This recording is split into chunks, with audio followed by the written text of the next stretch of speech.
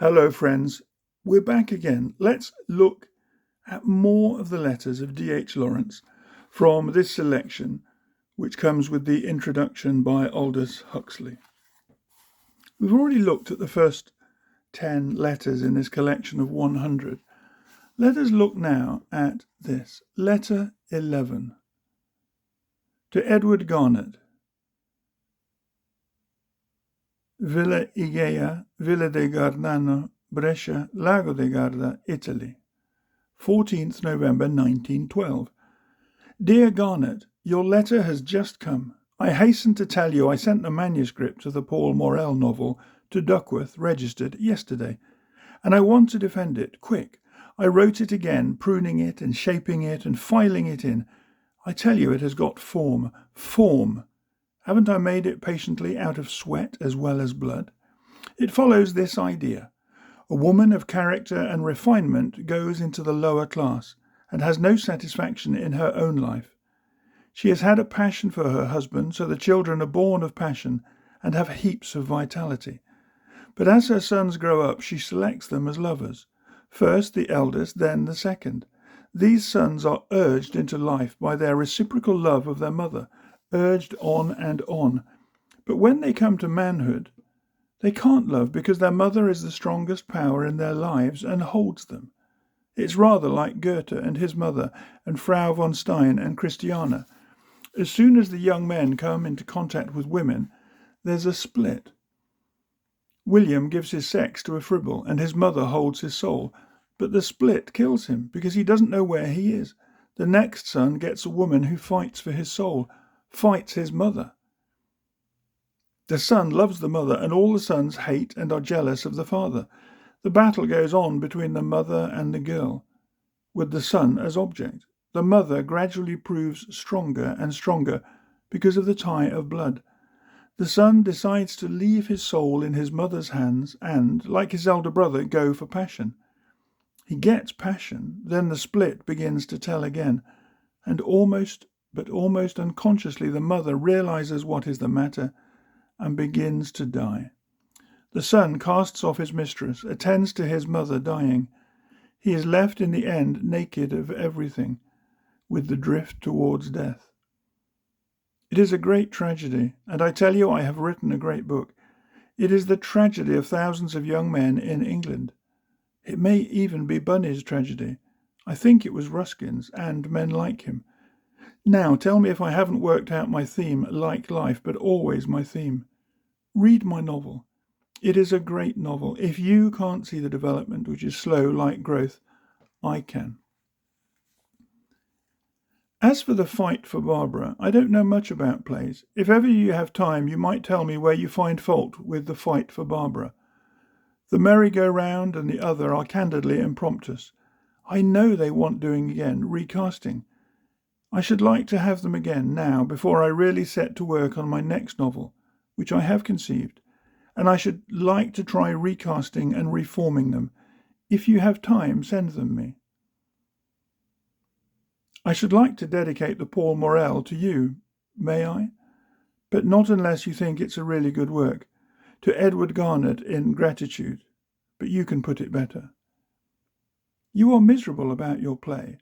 Somehow or other your work riles folk. Why does it? But it makes them furious. Nevertheless, I shall see the day when a volume of your plays is in all the libraries. I can't understand why the dreary weeklies haven't read your Jean and installed it as a historical document of great value. You know they hate you as a creator, all the critics. But why shouldn't they sigh with relief at finding you, in their own conceptions, a wonderfully subtle renderer and commentator of history? I don't know. Pinker wrote me the other day, wanting to place me a novel with one of the leading publishers. Would he be any good for other stuff? It costs so many stamps, I don't reply to all these people.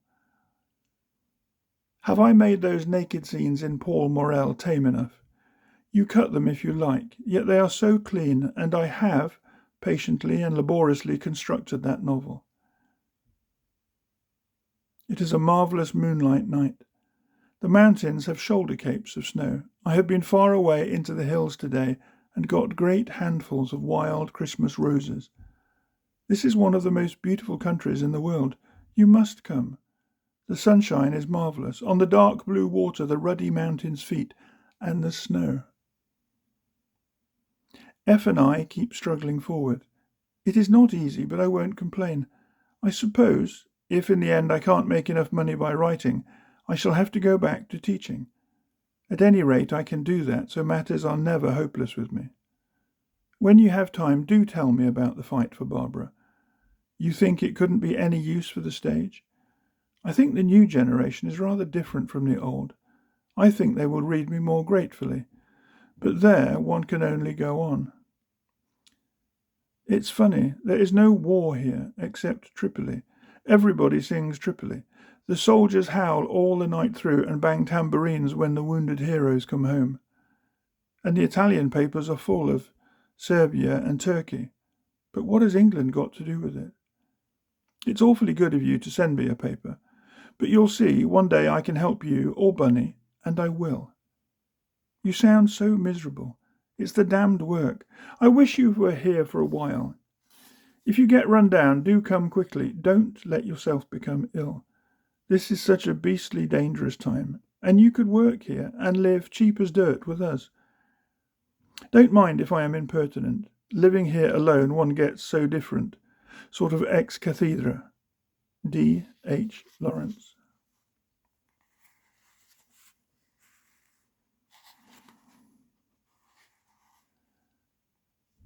Letter 12 to A. W. MacLeod. Villa Igiea, Via di Garnano, Lago di Garda, Brescia, 17 January 1913. Dear Mac, it's high time I wrote and thanked you for the notes and book. It's a delightful little Burns. And Henley was awfully good, but made me rather wild. Frida and I have had high times, arguing over Andrew Lang and Henley and Lockhart. As for the book, my novel on the subject, I wonder if I shall ever get it done. I have written 80 pages of a new novel, a most curious work which gives me great joy to write, but which, I am afraid, will give most folk extreme annoyance to read if it doesn't bore them. We've got a theatre here, and last night I went to see Amleto. Do you recognise our old friend? Now, he was really the most amazing creature you can imagine. Rather short, rather stout, with not so much neck, and about 40 years old, a bit after the Caruso type of Italian, the Croton type. I almost fell out of my little box trying to suppress my laughter, because being one of the chief persons in the audience, and of course the only Englishman, and ranking here as quite a swell, they acted particularly for me. I sat in my box, number 8, and felt a bigger farce than the stage. Poor Amleto, when he came forward whispering, "Essere or non essere," I thought my ears would fall off. When the gravedigger holds up a skull and says, "Ecco, signore, questo cranio è quel," I almost protested. Hamlet addressed as signore. No, it was too much. I saw ghosts and gulped it down. It was rather good. I've seen a D'Annunzio play, and rather enjoyed it. Fearful melodrama. But they are only peasants, the players, and they play farces. The queen is always the old servant woman born for the part, and the king is always the contadino, or the weedy old father, also born for the part. And Hamlet is usually the villain in some armour, and poor Amleto, if I hadn't known what it was all about, I should have thought he had murdered some madam à la Crippen, and it was her father's ghost chasing him, whilst he dallied between a bad and murderous conscience, a slinking desire to avoid everybody, and a wicked hankering after Ophelia. That's what she sounds like. I am muddled. It's nasty weather, a beastly wind from the Po that has brought the snow right down the mountains, not many yards above us. I object. I came here for sunshine and insist on having it. I got the blues thinking of the future, so I left off and made some marmalade. It's amazing how it cheers one up to shred oranges or scrub the floor. Did H. send you the pictures all right? He's a lazy devil. If they've not come, drop him a PC and ask if he's posted them to the wrong address. Write me a letter soon. It is nice to feel one's folk in England. Tell F.T. I'll write him soon. My love to everybody. D. H. Lawrence. Letter 13 to David Garnett. Villa Igea, Via de Garnano, Lago de Garda, Brescia, 18th Feb. 1913. My dear Bunny, it is a beastly shame we don't write to you, but you read your father's letters from us, don't you? And I'm sure they're enough. You won't want any more. I'm glad not to be coming to England just yet. It is funny how I dread my native land, but here it is so free. The tightness of England is horrid. The spring is here, violets and primroses in profusion.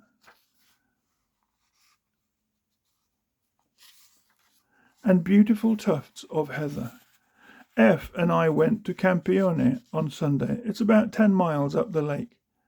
It's a queer place, just a flat strip of land at the foot of great cliffs and mere cotton mills, and the workmen's dwellings, all perfectly isolated on a little ledge that the lake washes. Well, having got into Campione, we couldn't get out. I wanted to find a road, but Frida rushed to the first man and asked him. He turned out to be fearfully drunk and said he would guide us over the gallery. We went a little way. The gallery is quite a fantastic path that climbs the gorge under a great spurt of water. Well, I wanted to send him back because we could go by ourselves, and being so drunk, he was winking at Frida over my shoulder. She was terrified. He wouldn't think of returning. I had an altercation with him, and he threatened to throw me into the stream. All this on the steps of the gallery, like flies on the side of a wall. We retreated. He was furious. And the dialect they speak is quite unintelligible to me. At last I got some youths to hang on to him whilst we mounted the gallery. There were ropes of ice where the stream leaps over the path. Then one must go through tunnels, on boards laid over the stream, the water running just below one's feet, the rock about neck-high and beastly dark. It took us an hour and a half, hard going, to climb out of Campione. Then we were among the snow, fearfully wild. All these deserted Italian villages stand so like rubble of rocks between the hills. The old maize stalks shook in an icy wind above a snowfield that gleamed like silver. It is pretty. In Gardola di Tignali, the next village, the brass band was playing for a major returned from Tripoli, and he was standing in his doorway while the band brayed in his honour on his doorstep. The landlord of the inn was an awfully jolly old sport. The inns are the living room of the family. Dogs, babies, boiling pots, villains, and great open chimneys in which one sits. The hearth is raised about 3 feet, so one sits in a high chair, a chair on stilts, with one's feet near the ashes and drinks Moscato. Asti Spumanti, I think it's called, or Muscadine, lovely white fizzy wine at £1 per litro. Quite a lot for 5p, 3 or 4 tumblerfuls. If we are here, could you come for the Easter vacation? Fancy, I might be alone. You could come 3rd, quite cheaply, I should think. You would adore this country. How goes work? Have you seen Harold lately? I must write him, but I expected to hear again from him. How's your heart? Still fluttering round a microscope? Send me a book to read, will you? A 4.5p, that doesn't matter. It is Easter in a month, good Lord. And so from hour to hour we ripe and ripe. Write and say something nice to us. What rhubarb, senna, or what purgative drug, etc. The theatre has gone, much to my sorrow. But goodbye. Wie le hässliche Grüße. D. H. Lawrence. Letter 14 to Edward Garnett. Villa Jaffe, Irschenhausen, Post Ebenhausen by München, Friday, 17 April 1913. Dear Garnett, I'm sorry the poems only sold 100. Frida is very cross. Don't you think Duckworth's printers or somebody are very slow? If one wants things to go like hotcakes, the cakes should be hot, surely. But the poems hung fire for months. Sons and Lovers does likewise. The interest, what of it there may be, goes lukewarm. It's no good. If Hamlet and Oedipus were published now, they wouldn't sell more than 100 copies, unless they were pushed. I know that Duckworth will have to wait until my name is made for his money. I can understand he's a bit diffident about putting me forward, but he needn't be afraid. I know I can write bigger stuff than any man in England. And I have to write what I can write. And I write for men like David and Harold. They will read me soon. My stuff is what they want, when they know what they want.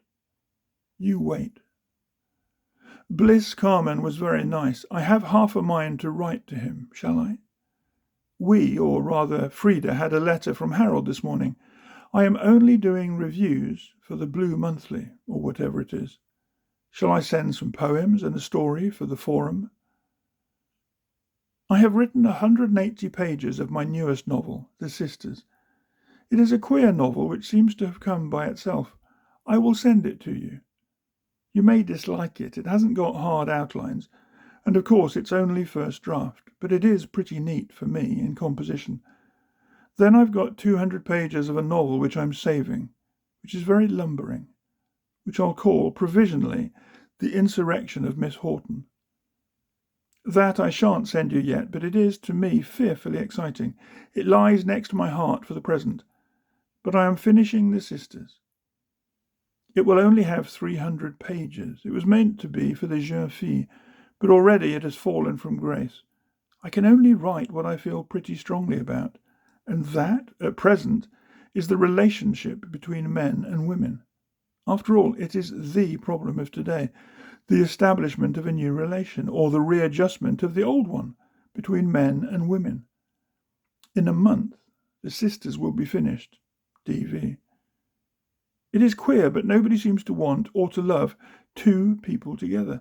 Heaps of folk love me alone, if I were alone, and of course all the world adores Frida, when I'm not there. But together we seem to be a pest. I suppose married people ought to be sufficient to themselves. It's poverty which is so out of place. I want to go back to Italy. I have suffered from the tightness, the domesticity of Germany. It is our domesticity which leads to our conformity, which chokes us. The very agricultural landscape here and the distinct paths stifles me. The very oxen are dull and featureless, and the folk seem like tables of figures. I have longed for Italy again, I can tell you. I think these letters of ours are typical. Frida sprawls so large I must squeeze myself small. I am very contractible. But aren't you writing a book about Dostoevsky? Those things crack my brains. How does it go? You are a pessimist, really. We have not mentioned Mrs. G to anybody, I believe. Tell David to write me here. D. H. Lawrence.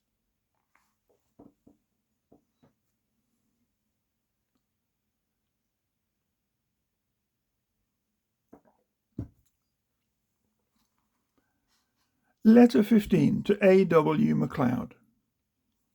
Irschenhausen, Post, Ebenhausen, Oberbayern, Wednesday. Dear Mac, thanks for the book. What a measly thing Shaw's New Statesman was, God help him, and it is amazing how narrowly Philpotts shaves it, and just misses always. I sent you a rather miserable card of Wolfratshausen, thought it might interest you geographically. It looked rather nice on a white mount. Sons and Lovers comes out on the 29th. I've had just one copy. It looks nice. If they don't fall on me for morals, it should go. It is my best work by far. I have nearly done another remarkable work called The Sisters. Oh, it is a wonder, but it wants dressing down a bit. I'm still sighing for Italy. Bavaria is too humid, too green and lush, and mountains never move. They are always there.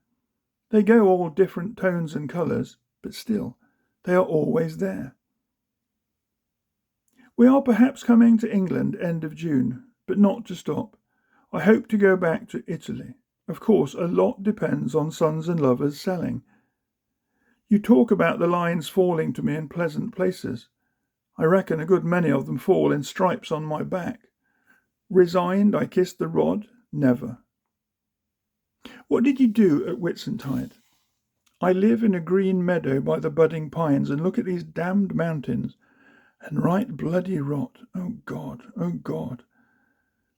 There's a grand procession today. The folk in Bavaria are the most fervent Roman Catholics on God's earth. And now it's come on in sheets of thunder rain. It always does. Damned climate, this. I shall send you some of Arthur Ransom's essays, ought to be entitled Je sais tout. Aren't you well? For the Lord's sake, don't get ill, or I shall feel as if I heard the props of the earth cracking. I'll have a copy of Sons and Lovers sent you. Remember me to A. Where is he going for his summer holiday? And you? But I hope to see you before then. Auf Wiedersehen. D. H. Lawrence. Letter 16. To Lady Cynthia Asquith. Irschenhausen, Post Ebenhausen, Oberbayern, Wednesday, August 17th, 1913, or thereabouts. Dear Mrs. Asquith, suddenly we've got a fit of talking about you and your skirt with holes in and your opal brooch. And again we are in the little cove by the sea. And it's absolutely heartbreaking to hear us singing the duet, What Are the Wild Waves Saying? I think I'm the living spit and image of Paul Dombey grown up, and Frida, well, the less said about her, the better. You were awfully nice to us at Kingsgate, but that your Marylands was such a joy I might have found myself hurrying over the edge of the cliff in my haste to get away from that half-crystallized nowhere of a place, Kingsgate. Kingsgate, oh God! The last was a pathetic little bill for 1 and 4pence, the dregs and lees of our housekeeping down there. I believe it was the baker, but it dogged our footsteps and ran us down here. So I made a little boat of it and set it afloat. Cast thy bread upon the waters, I cried to the baker, and send thy bills out after it. Far down the dancing Danube, and over Hungaria's restless plains, my baker's bill on its bobbling course goes seeking the golden grains. Ask if that isn't perfect Flecker rhythm, the golden journey to Samarkand. You knew it climbed Parnassus en route? I shall write a book called The Poet's Geographer one day. By the way, we'll hold it as a personal favour if I will take more care of my rhythms. Poor things, they go cackling round like a poultry farm. But he told it me in a letter. He thinks I'm too ragtime. Not that he says so. But if you'll believe me, that golden journey to Samarkand only took place on paper, no matter who went to Asia Minor. I hope you don't mind if my letter is rather incoherent. We live in a little wooden house, but genuine Dürer engravings and Persian rugs, in a corner of a pine forest. But it rains, oh Lord! The rain positively stands up on end. Sometimes one sees the deer jumping up and down to get the wet out of their jackets. And the squirrels simply hang on by their tails like washing. I take one morning run round the house in my bathing suit in lieu of a shower bath. It's Frida's brother-in-law's house. He's staying here now and then. He's a professor of political economy, among other things. Outside, the rain continues. We sit by lamplight and drink beer, and hear Edgar on modern capitalism. Why was I born? It was marked in Rolfhatzrasen on Sunday, but there was nothing to buy but a Regenschirm and Hosentragen, a Debkuchen. I wanted to buy a Hetzkuchen with Frida on, but there was such a mob of young gents eagerly sorting them out. One wanted Tauben with Emily, and another Vergiss mich nicht und Crescents, so that I never got a look in. I am born to be elbowed out. We are going to Italy in a month or so. Then we think of Lariki, somewhere near Leghorn. Shelley and Byron tradition. It might be good for my rhythms. We had an awfully jolly lunch at Marsh's. I liked it ever so much. How are you, and where are you? Would you like any German books? You can have some from here if you would. That was simply the best melon I ever tasted, the one you gave us. German books remind me of it. How's the fat and smiling John? May I be remembered to Mr. Asquith. My respects to the gallant Sir Walter and his lady, if you ever see them. Viele Grüße, D. H. Lawrence. Are you honourable or aren't you? How does one address your letters? Letter 17. To Edward Garnett. Albergo delle Parme, Lerici, Golfo della Spezia, Italy. Tuesday, 30 September 1913. Dear Garnett, I am so happy with the place we have at last discovered. I must write smack off to tell you it is perfect. There is a little tiny bay half shut in by rocks and smothered by olive woods that slope down swiftly. Then there is one pink, flat fisherman's house. Then there is the villino of Ettore Gambrosia, a four-roomed pink cottage among vine gardens just over the water and under the olive woods. There, D.V., is my next home. It is exquisite. One gets off by rail from Genoa or from Parma to Spezia, by steamer across the Gulf to Lerici, and by rowing boat round the headlands to Fiacherino, where is the villino which is to be mine. It is L60 a month, 60 lira, that is, furnished, and 25 lira for the woman who does all the work and washing and sleeps in Telaro, the fishing village 20 minutes off. In all, 85 francs a month. You run out of the gate and into the sea, which washes among the rocks at the mouth of the bay. The garden is all vines and fig trees, and great woods on the hills all round. Now you will come to see us, and so will Constanza Davidovna. She promised. She would be so happy. Yellow crocuses are out, wild. The Mediterranean washes softly and nicely, with just a little bit of white against the rocks. Figs and grapes are ripe. You will come and see us, and David too. It is a perfect place for him. Think, we can sit round the open chimney in the kitchen at night and burn olive wood and hear the sea washing. I want to go tomorrow, but the proprietor remains in possession still another 8 days for the crops. I feel I can't wait. Though this is a delicious hotel, 6 francs a day, pension, jolly good food, wine and all included, a big bedroom with a balcony just over the sea, very beautiful. But I want to go to my villino. I haven't got much money left. The cheque from the New Statesman hasn't come yet, but it will eventually wander here, I suppose. Perhaps you could send me £10 from what I have left. Send it me in notes here to this albergo. I walked all the way from Schaffhausen to Zurich, Lucerne, over the Gotthard to Airolo, Bellinzona, Lugano, Como. It was beautiful. Switzerland too touristy, however, spoilt. Don't ask me anything about literature this time. Frida's mother gave me a lot of this paper. Please excuse it. Love from both. D. H. Lawrence. Letter 18. To Lady Cynthia Asquith. Lerici, Por Viascino, Golfo di Spezia, Italy. 23rd October 1913. Dear Mrs. Asquith, I have been wanting to write to you for such a long time, but we have been on the way here. It is ages since we left Bavaria. Frida went to her people in Baden-Baden, which I didn't want to do, so I walked across Switzerland and am cured of that little country for ever. The only excitement in it is that you can throw a stone a frightfully long way down. That is forbidden by law. As for mountains, if I stick my little finger over my head, I can see it shining against the sky and call it Monte Rosa. No, I can't do with mountains at close quarters. They are always in the way, and they are so stupid, never moving and never doing anything but obtrude themselves. Then I got to beastly Milano, with its imitation hedgehog of a cathedral, and its hateful town Italians, all socks and purple cravats and hats over the ear. Did for me. But we've got an adorable place here, a beautiful palazzino in large grounds, that descend in terraces to the sea. That's the Italian for it. I call it a little pink four-roomed cottage in a big vine garden on the edge of a rocky bay. Frida calls it a pink-washed sepulchre because it is, or was, so dirty inside.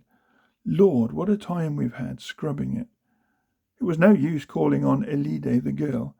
She had never seen a scrubbing brush used, so I tied my braces round my waist and went for it. Lord, to see the dark floor flushing crimson, the dawn of deep red bricks rise from out of this filth, was enough to make one burst into hymns and psalms. Ah, cries Elide, l'aria e la pulizia. Air and cleanliness are the two most important things in life. She might as well have said nectar and ambrosia for all she knew of them. But the Italians don't consider their houses, like we do, as being their extended persons. In England, my house is my outer cuticle, as a snail has a shell. Here it is a hole into which I creep out of the rain and the dark. When they eat, the Capitano and his wife, the place belongs to them. She inherited it, but they let it and live in town. They fling all their scraps and bout de vin on the floor unceremoniously, and the cats and the flies do the war dance about them. It's a lovely position among the vines, a little pink house just above a rocky bay of the Mediterranean. One goes down in a towel to bathe, and the water is warm and buoyant. It is jolly. I wish you could try it too. We live awfully cheaply. I know these things interest you more than eternal truths. House, 60 francs a month, maid, 25, and vegetables in abundance, cheap as dirt. And in the morning one wakes and sees all the pines, dark and mixed up with perfect rose of dawn, and all day long the olives shimmer in the sun, and fishing boats and strange sails like Corsican ships come out of nowhere on a pale blue sea. And then at evening all the sea is milky gold and scarlet with sundown. It is very pretty. Did you make your dash to Venice, and did it stink? Lord, but how Italy can stink. We have to fetch letters from Tellaro, 25 minutes upstairs and downstairs on the sea edge, an inaccessible little sea robber's place. And my dear heart, but it is dirty. I hope you're pretty well, are you? But isn't it a bit much to go dashing to Venice and back in a week? Why don't you go to Margate again? I think it makes an awful difference when one is happy in a place. How is the jonquil with the golden smile? Is Mr. Asquith making heaps of money at the bar? I believe I'm going to get about £150 this winter, which will be rolling wealth for us here. We heard from Eddie Marsh yesterday. Such a heavy acorn fell on my head at this moment. Now that is an omen. Are you any good at soothsaying? He is fearfully warm and generous, I think. I think I was wrong to feel injured because my verse wasn't well enough dished up to please him. The Mediterranean can get very cross. Today the wind is the maestrale, and the sea is showing its teeth in an unbecoming fashion. I'm going to have a play published. The Black Hen has just come home. She went lost. Elide is waving her hands with joy. A very decent play, but they won't give me any copies or I'd send you one, but you must read it. My regards to Mr. Asquith and to the jonquil, and to you. Yours sincerely, D. H. Lawrence.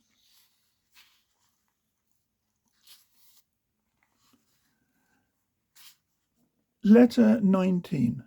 To Lady Cynthia Asquith. Lerici, per Fiescherino, Golfo della Spezia, Italy. Tuesday, November 1913. Dear Mrs. Asquith, because I feel frightfully disagreeable and not fit to consecrate myself to novels or to short stories, I'll write a letter. I like to write when I feel spiteful. It's like having a good sneeze. Don't mind, will you?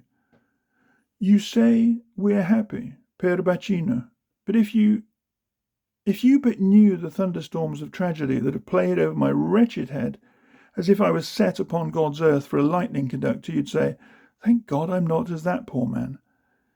If you knew the slough of misery we've struggled and suffocated through, you'd stroke your counterpane with a purring motion, like an old maid having muffins for tea in the lamplight and reading Stanley in Africa. If ever you hear of me in a madhouse and Frida buried under a nameless sod, you'll say, poor things, no wonder, with all they've gone through. You talk about tears drowning the wind. My God, we are the most unfortunate, agonized, fate-harassed mortals since Orestes and that gang. Don't you forget it. Put away all illusions concerning us and see the truth. When I had an English feel come over me, I took it frightfully badly, that we had appeared before you as if we were a perfectly respectable couple. I thought of the contamination, etc., etc., and I really was upset. I'm glad you didn't mind. You might with justice have taken it amiss, but then, Lord, what a state I should have been in when the English feel came over me again. Heaven be blessed, England is only a spot of grease on the soup just now. I'm sorry you've got a cold, but what do you expect after purpling in Venice? Frida's been in bed for 4 days also, like Robinson Crusoe. First day I vomited, etc. I wandered under the falling vines, muttering, what rhubarb, senna, and what purgative drug. It was sheer misery. We have had a time between us. Oh dear, oh me. She is a bit better today. I have been to Spezia. Frida will hire a piano, not a hurdy-gurdy. Well, it has to come first on the workman's steamer to Lerici, then be got down into a rowing boat and rowed along the coast, just past jutting rocks where the sea goes up and down to bring your heart in your mouth, finally landed into the shingle of this little bay, and somehow got up the steps to the house. Well, the man found out what a journey it was, and he clings to his piano as if it were his only child, nor could I snatch it from him today. So we fell out, and in the midst of it, a man in sailor's uniform with white star on his breast came over and said he was English, and did we want to buy contraband English cloth. And he wasn't English, nor French, nor German, nor Italian, but spoke 20 words of each. Now, I might have wrested this pianoforte out of the fervent arms of Ruggi Guglielmo, but for the interruption of the sailor with a sack. As it was, I returned, boat and all, empty save of curses. Ecco un pianoforte. It's not like a piece of furniture. If it was a piece of furniture, va bene, but a pianoforte è. I loathe and detest the Italians. They never argue. They just get hold of a parrot phrase, shove up their shoulders, and put their heads on one side and flap their hands. And what is an honest man to do with them? Forget my past when I say honest man. Now I shall have to go tomorrow and pay a regiment of facchini to transport that cursed pianoforte. Take it up tenderly, lift it with care, fashioned so slenderly, young and so fair. And it's a tin-pot thing, not fit for a cat to walk up and down. And if it does go to the bottom of the sea, well, God bless it, and peace be with it, a gay blonde head. Il pleut doucement sur la vie, comme il pleut dans mon cœur. As a matter of fact, it is a perfectly glittery and starry night, with a glowworm outside the door, and on the sea a lighthouse beating time to the stars. Well, adieu, fair lady, can't be cross and sad, thinking that we have simply worn out holes in our hankies with weeping.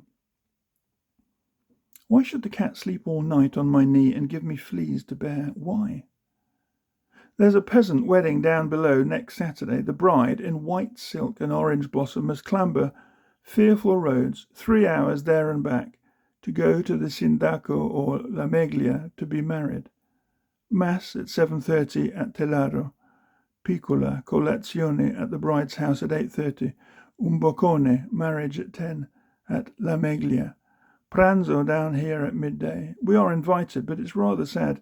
He doesn't want her very badly. One gets married, si comme si fa. They say it so often, ma comme si fa. Il pleut doucement dans la ville. I think I am missing a meal. Arrivederla, signoria. D. H. Lawrence. They call us signoria. How's that for grandeur? Shades of my poor father.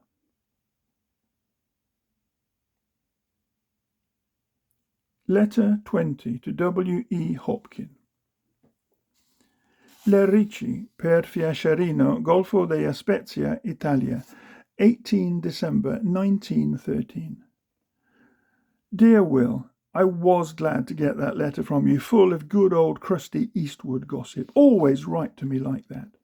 I don't wonder at what I write now, for Felice is rattling away like a hailstorm in Italian just near my left ear, and Frida, with her usual softness of heart and head now and then, is letting herself in for things that will need the courage of St. George to extract her from.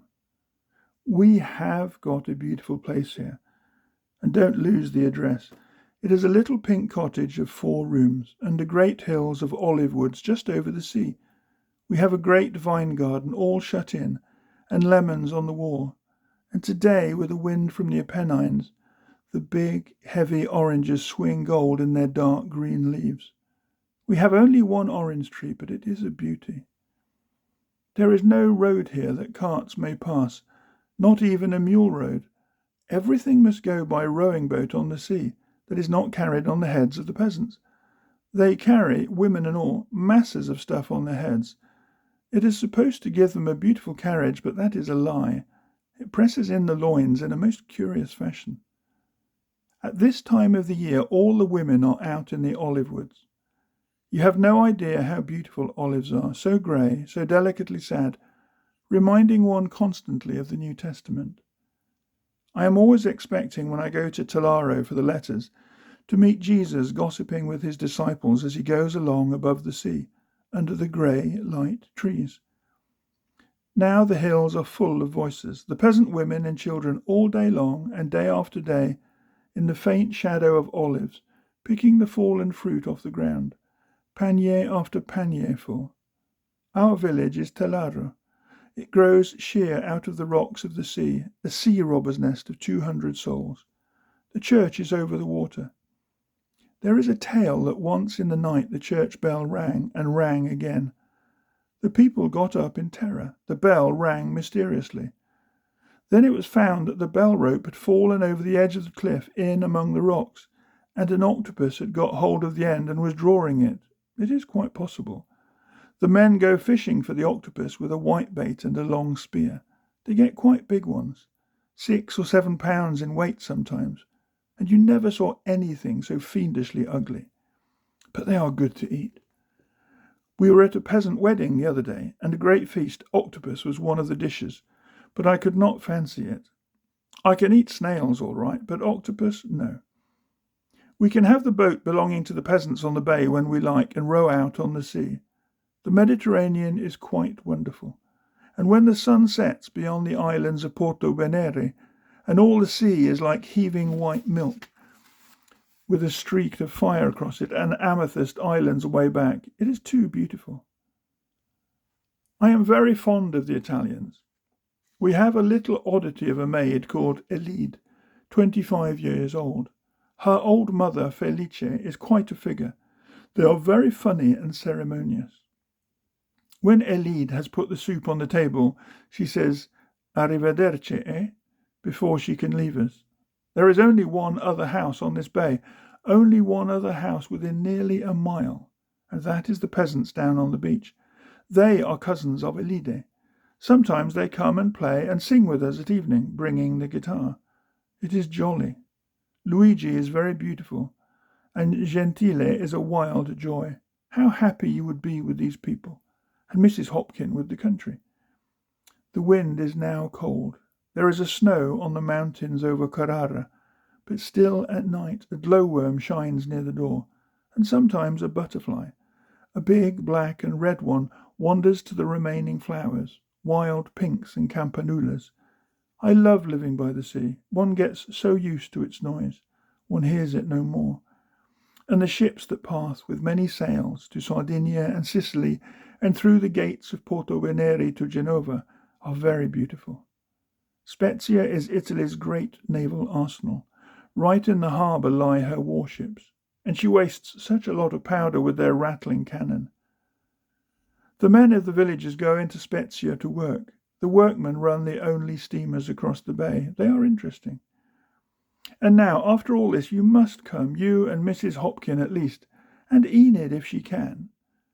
You can get here cheap some way or another, perhaps by sea to Genoa or to Leghorn, or by trips. We shall be here, I think, till June. So make up your minds and scrape together. I want you. We both want you to come. It is the most beautiful place I know. I am laughing at your swatting with Willie Dunn. We send heaps of good wishes for Christmas. Write to me oftener, and make up your minds to come. Mrs. Hopkin promised us last spring. Love from Frida and me to you three. Yours, D. H. Lawrence.